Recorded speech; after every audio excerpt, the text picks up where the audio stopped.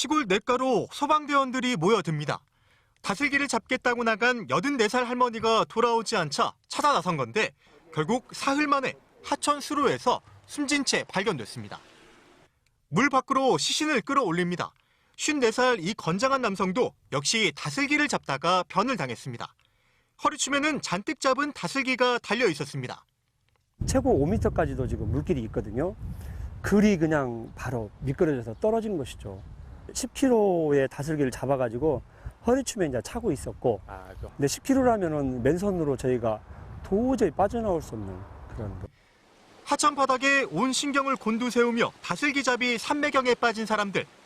야트막한 곳에서 하는 일이라 위험하지 않다고 입을 모읍니다.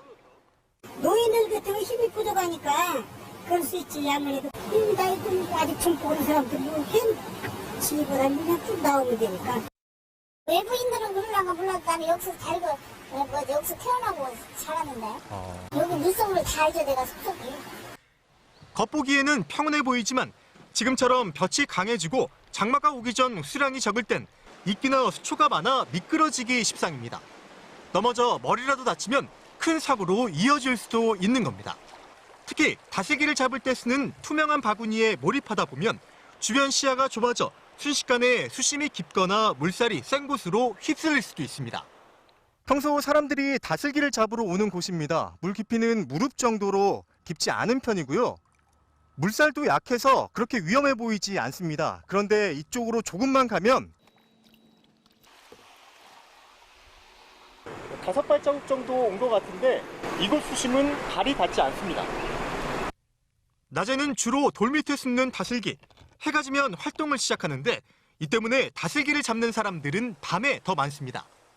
안 보여서 어렵지만은 다슬기는 많이 나와요. 대부분 다지보다 밤에 활동하지. 잡는 사람들이요. 물에 빠져 죽은 사람도 많아요. 그래가지고. 희미하게 가로등 불빛이 있긴 하지만 물속 아래는 그야말로 새카맣습니다. 하천에 불빛들이 보이는데 다슬기를 잡으러 나온 분들입니다. 이쪽으로 와봐. 일로 와. 이리 올라와. 후레쉬로 그게 잘 보여요? 보여요. 하네요.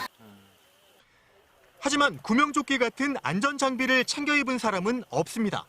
물에 젖지 않으려고 입은 바지 장화는 오히려 안전을 위협할 수 있습니다.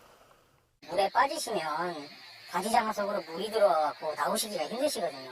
아무리 힘이 좋은 남성분이라도 수영으로 절대 나올 수가 없습니다. 그냥. 다슬기를 잡다가 한 해 숨지는 사람만 전국적으로 30명 안팎. 전북에서는 지난 3년 동안 6명이 목숨을 잃었습니다.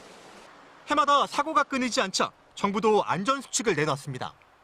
사고를 막으려면 2명 이상 조를 이루고 어두워진 뒤에는 눈으로 지형을 가늠하기 어려운 만큼 다슬기를 잡지 말 것을 당부하고 있습니다.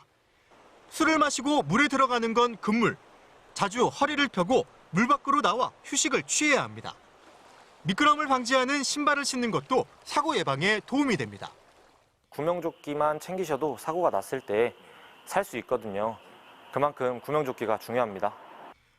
다슬기를 잡으려다 목숨을 잃는 안타까운 사고가 더는 되풀이되지 않도록 각별한 주의가 필요합니다.